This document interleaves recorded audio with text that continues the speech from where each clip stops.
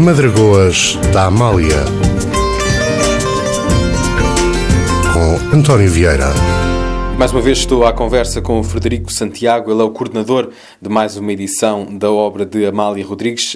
Hoje vamos estar a falar mais especificamente sobre o disco Amália no Coliseu, que faz 30 anos deste disco, e eu acho que num ano em que o disco faz 30 anos, em que este concerto faz 30 anos, nada melhor do que esta edição.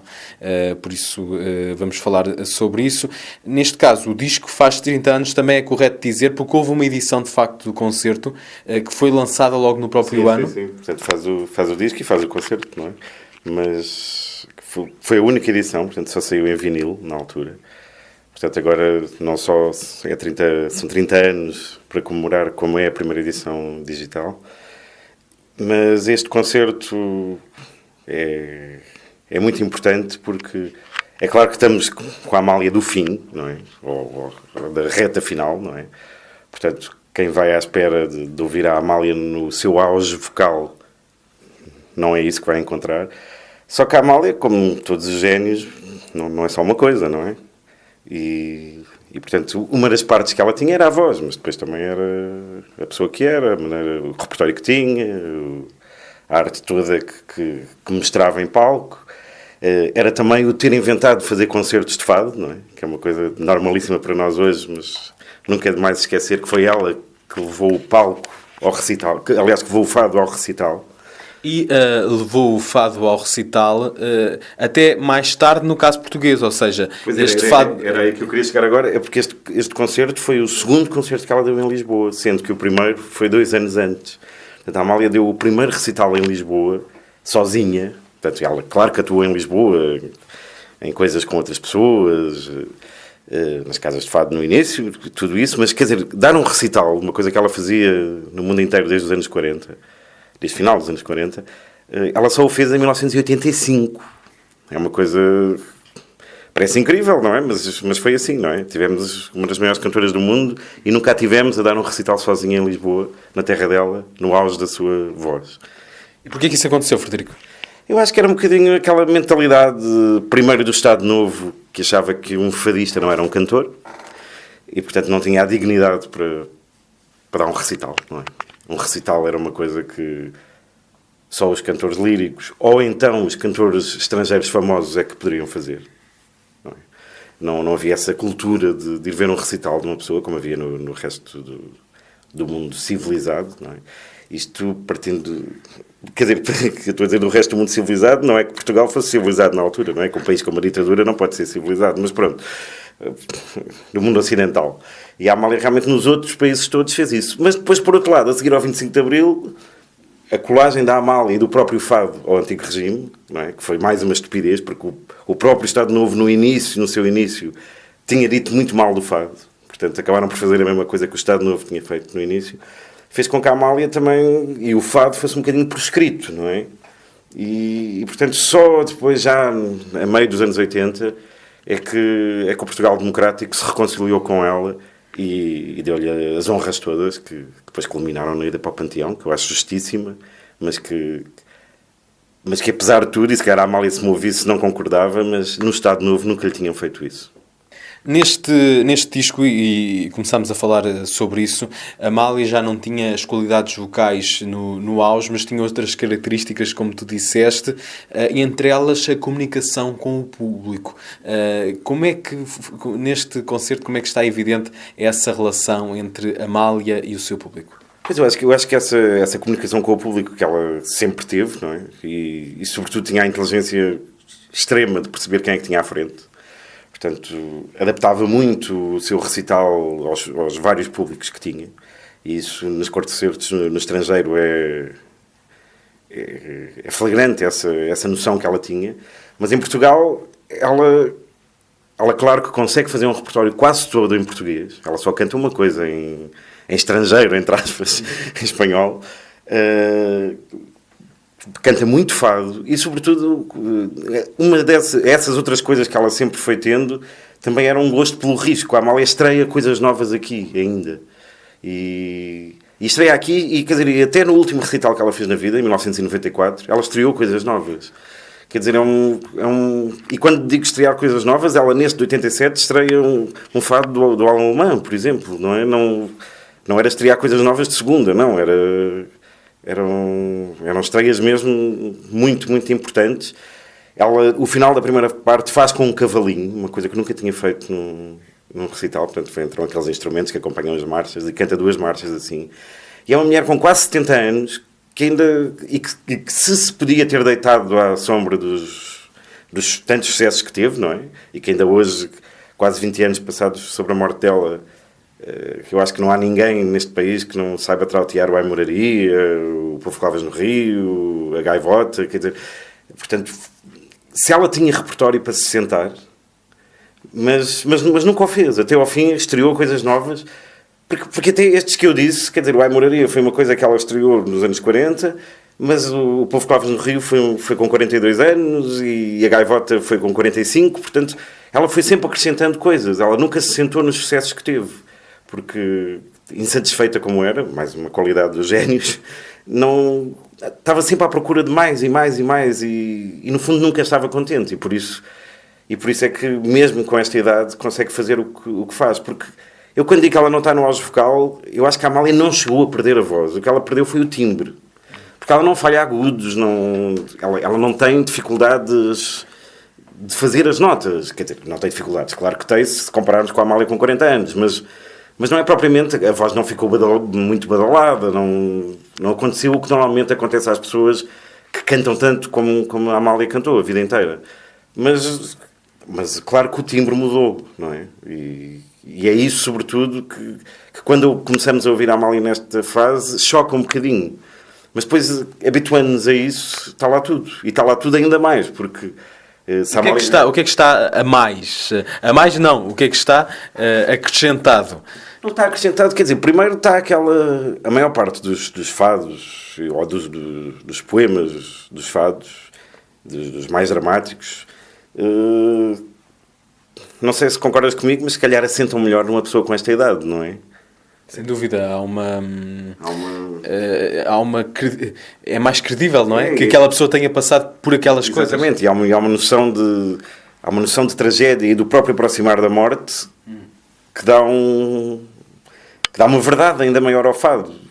E, portanto, a maior parte, por isso é que eu digo, a maior parte dos textos que ela canta ainda ganham tragicidade com esta idade. Pronto.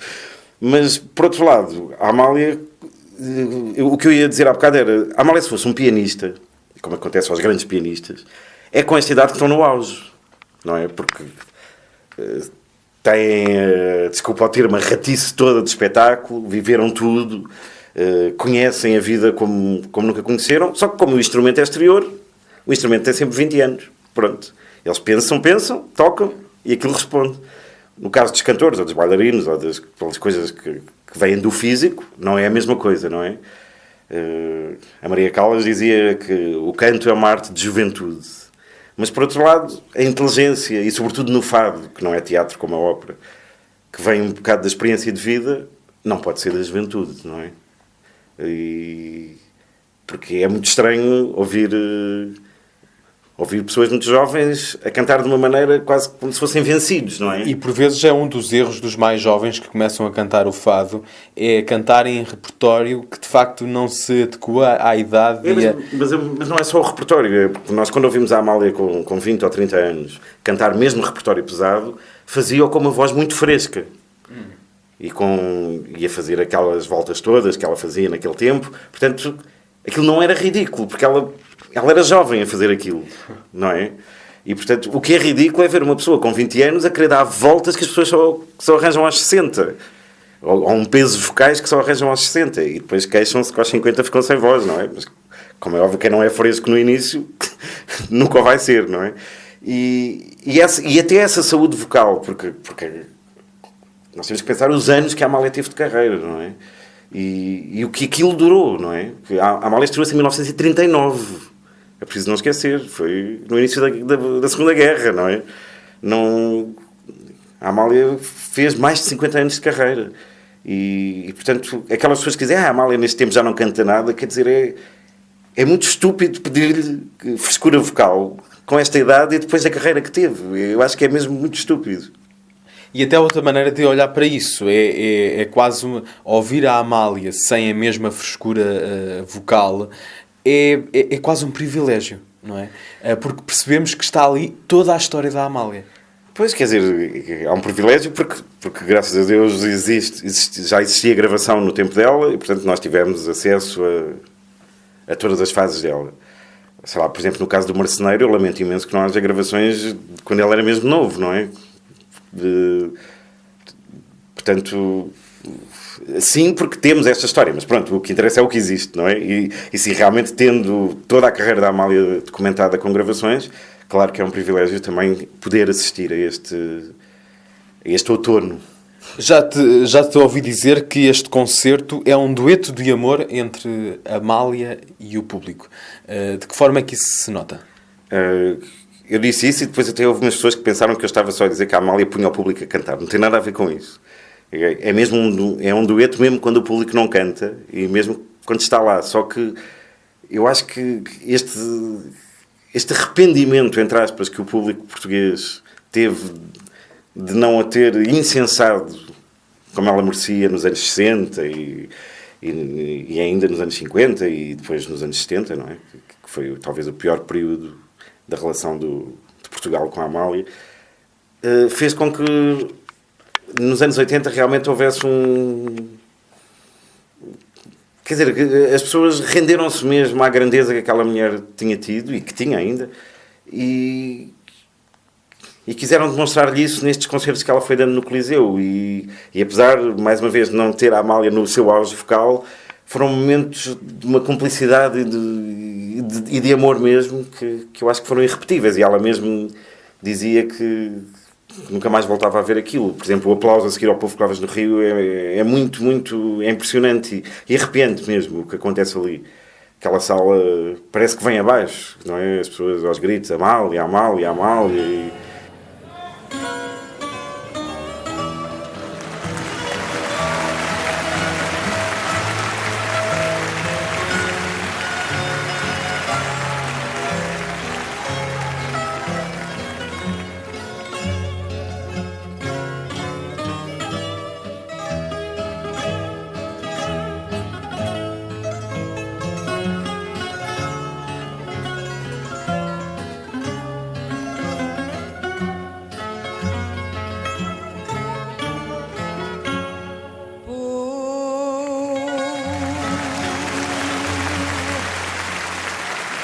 Lavas no rio, que talhas com teu machado, estavas do meu caixão.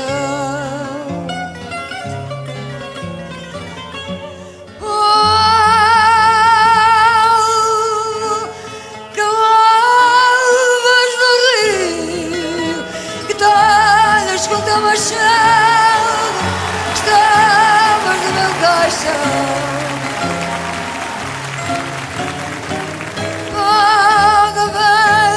Quem te defenda, quem compre o teu chão sagrado, mas a tua vida não.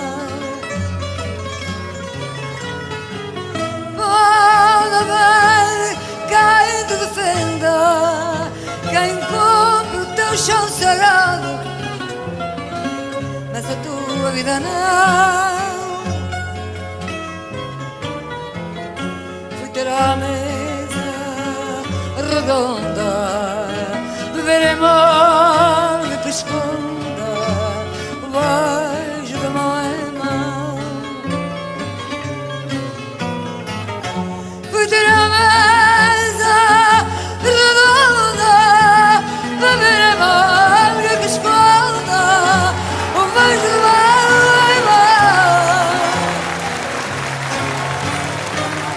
Era o vinho que me deste, água para fruto agaste, mas a tua vida não.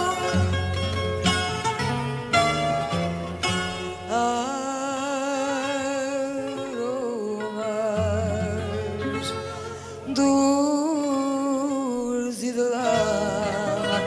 dormi com eles na cama, tive a mesma condição.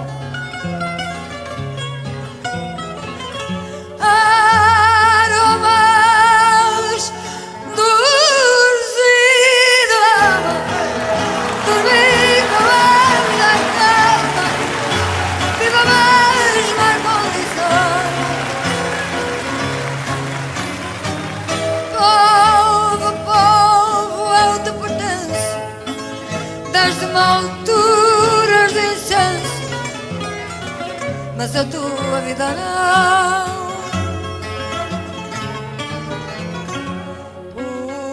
Povo que lavas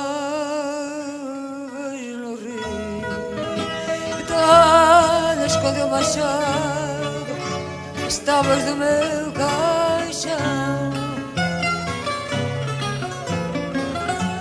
Ai,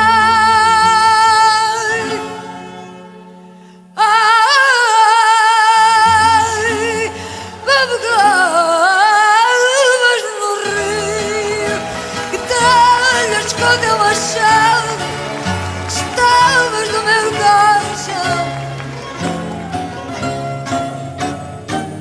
Pode haver caído de fenda quem compra o teu chão cegado, mas a tua vida não. Pode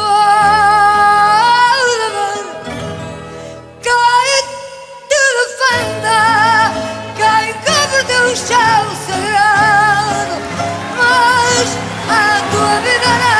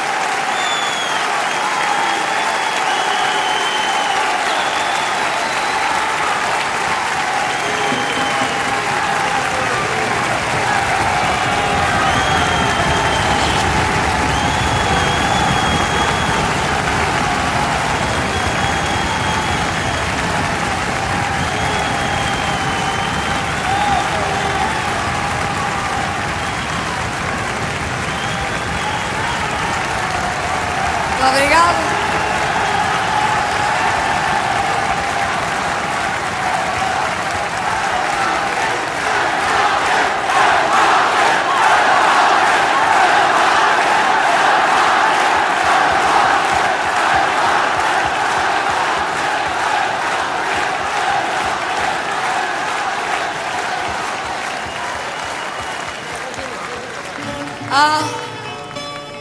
Há muito tempo, há 47 anos que ando a dizer a mesma coisa e dizem que eu sempre respondo a mesma coisa. Pois eu tenho que responder sempre a mesma coisa. Acho que vocês, graças a Deus gostam de mim e eu gosto de vocês. Muito obrigada. Frederico, fala-me mais sobre o repertório deste concerto. Portanto, Já começaste a dizer algumas coisas. A Amália apresenta, de facto, aqui novidades. novidades no concerto e novidades agora, porque a edição em vinil não tinha esse fado que é o Soledad, que é a música do Alain Alemã e um poema da Cecília Meirelles, uma poetisa brasileira, de quem a Amália gravou outras coisas, entre elas o famoso Naufrágio, e mesmo na edição em vinil tinha sido cortado. Eu agora repulo. E depois há uma coisa que o vinil tinha... A Amália deu 2 recitais, um no dia 3, outro dia 4 de abril de 1987, e o vinil fazia uma montagem dos 2 dias.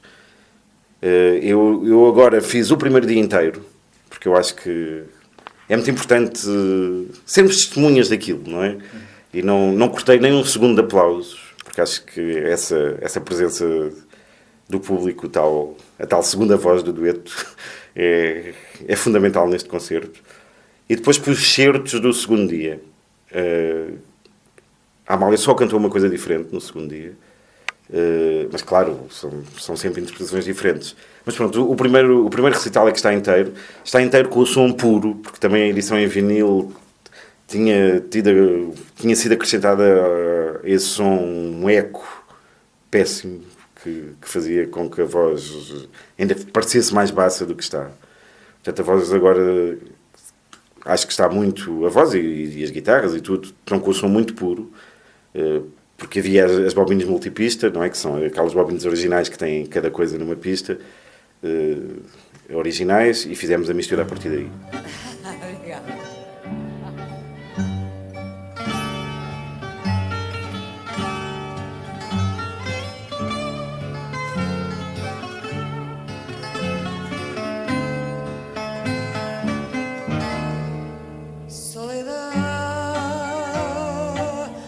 Antes que o sol se vá, como um pássaro perdido, também te direi adeus, solidão, solidão, também te direi adeus,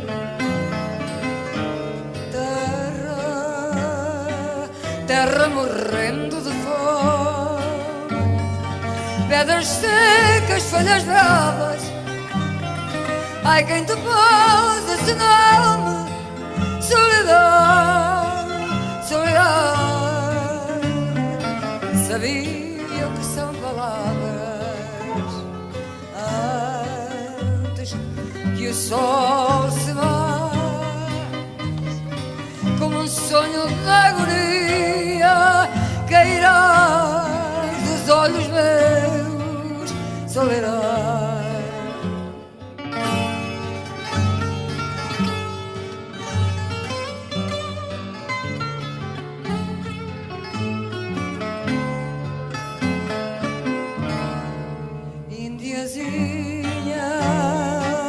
Indiazinha tão sentada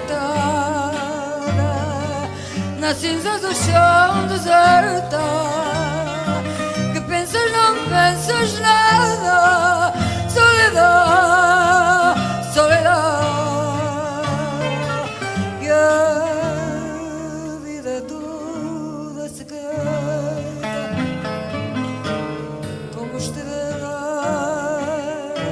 como estrela nestas cinzas, antes que o sol se vá, nem depois não virá luz, solidão, solidão, nem depois não virá Deus, pois só eu explicaria a quem teu destino serve, sem mágoa nem alegria, solidão.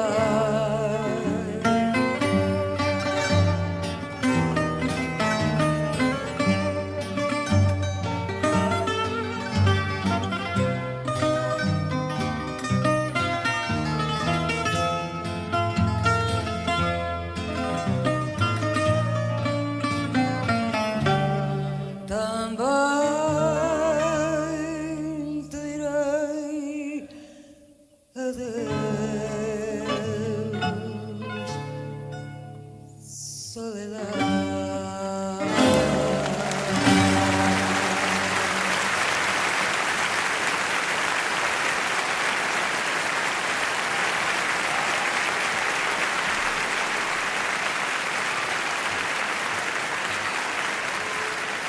Obrigada. Muito obrigada. Estávamos a falar do repertório. O que é que gostarias de destacar? Pronto, para além desse Soledad, pela novidade, eu acho que mais uma vez destaque este Povo Clavas no Rio, que eu acho que é um daqueles momentos mesmo na carreira. E é mesmo muito comovente. Depois também há a Prece, também do Alan Alemã, que a Amália já tinha cantado algumas vezes ao vivo, mas que ainda nem tinha saído em disco. Só saiu em 1990. E depois, quer dizer, há todo o repertório que ela sempre cantou, não é? Tudo o que lá está, não é? A Lágrima. Eu falo da Lágrima porque a Lágrima é mais dos anos 80, não é? A edição em disco. E é engraçado falarmos agora por causa da Lágrima. A Amália só gravou a Lágrima com 60 anos, mais ou menos. Nós não conhecemos... Portanto, a Amália não cantou a Lágrima no seu auge vocal. Mas ficou o que ficou, não é? Incrível, é um tema incrível. Não é? E ficou o que ficou e ninguém sente falta de a ter ouvido com a voz dela nova. Portanto, eu acho que o que nós muitas vezes sentimos é que, como comparamos com aquele milagre vocal que a Amália tinha sido, fazemos a comparação, mas se nos concentrarmos apenas neste período, quer dizer, chega para ser a melhor na mesma, não há problema nenhum. E quer dizer, quando digo melhor, nem é melhor para comparar com ninguém, é outra coisa, não é? É um artista de outro nível, que faz música de outro nível e que faz música a outro nível, mesmo comparando com grandes cantores estrangeiros. Ela tem coisas que só poucas pessoas com a voz cultivada é que fazem. Ela quando canta um texto que de repente tem uma suspeita, ou a libertação, por exemplo, que não está neste disco, mas que é uma coisa que ela faz, ela apiana imediatamente para dar aquele sentido de medo, não é? E é uma coisa que contam-se pelos dedos os cantores que fazem isso. E sobretudo que têm técnica para o fazer. Porque a Amália pode não ter aprendido na escola, mas tinha técnica, não é? E por isso é que com esta idade ainda aguenta concertos com este tempo todo, não é? O que é que esta edição tem de... Já referiste algumas coisas, mas o que é que ela tem mais de especial? A própria edição, o próprio disco que acaba de sair. Tem um texto do Jorge Mechagato, que é um historiador que para além de ser historiador, pronto, que lhe dá toda a competência, é uma pessoa que sabe muito sobre a Amália. Eu acho que depois do Vítor Pavão dos Santos, que foi assim uma espécie de infante do Henrique, não é? Dos estudos amalistas, eu acho que os Jorge foram os textos sobre a Amália que eu li e com os quais aprendi mais. E depois junta esse saber a uma paixão enorme por ela. E quando eu digo paixão, não é cegueira, não é? Porque eu acho que eu sou um apaixonado pela Amália, mas não sou cego. É muito objetivo o lugar em que eu ponho a Amália. Não é cegueira, não é aquela coisa, eles gostam de tudo, para eles só existe a Amália. Não é isso, é um bocadinho como o Fernando Pessoa e os outros poetas do século XX português, não é? Mesmo a Sofia, que é um gênio, não sei o quê, só que o Fernando Pessoa é o Fernando Pessoa, não é? Há uma diferença. Claro que há, e há uma diferença daquelas pessoas que mudam o género em que se metem, não é? E as outras pessoas que só passam por ele. A Amália, se não tivesse existido, o fado era outra coisa. O Oscar já nem existia, não é? Que era tão... por exemplo, o fado de Coimbra não teve uma Amália. E por isso nunca passou do que é. E as pessoas não têm essa noção. Que há pessoas que passam pelo género e há outras que o mudam. E depois mudou com aquelas qualidades todas, que eram tantas reunidas numa pessoa, mas isso é muito objetivo. Quer dizer, que ela teve aquela voz, com aquela extensão, que era a única afinada, a sério. Bem, a Maria Teresa de Noronha também era afinada. Mas pronto, mas não tinha esta vocalidade. Mas quer dizer, dê-me outro fadista que não desafine. É que é só isto é matemática, não é? Um dó, um ré.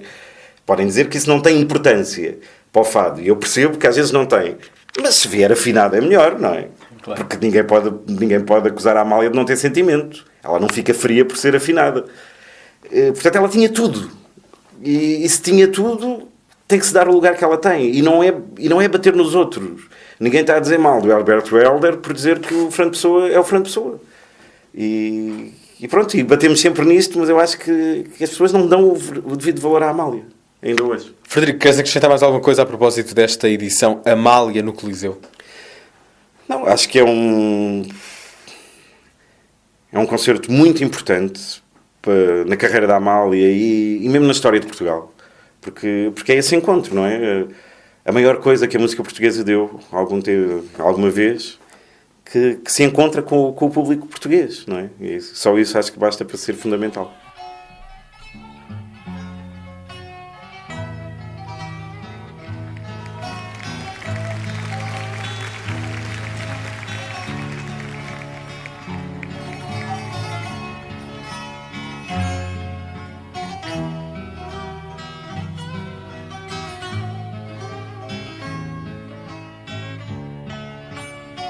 Cheia de penas me deito, com mais penas me levanto. No meu peito, já me ficou no meu peito este jeito de te querer tanto.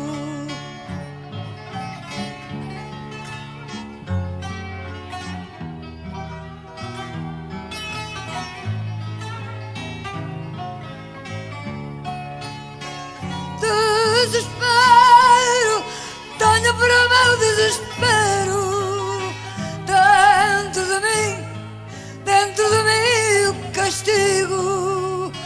Não te quero, eu digo que não te quero, e de noite sonho contigo.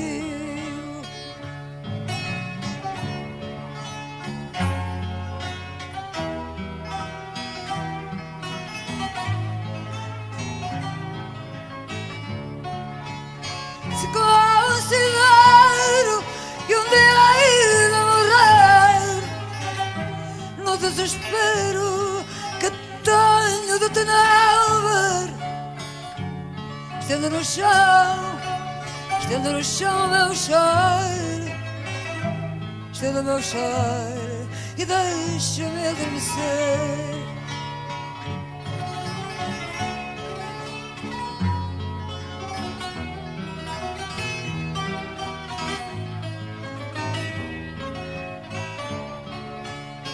Se eu soubesse que morrendo tu me havias de chorar uma lágrima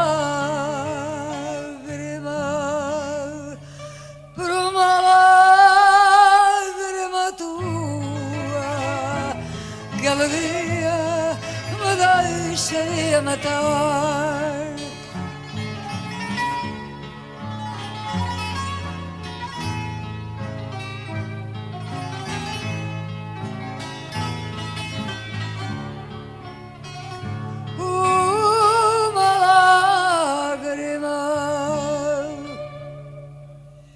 Por uma lágrima tua, e a alegria me deixaria matar.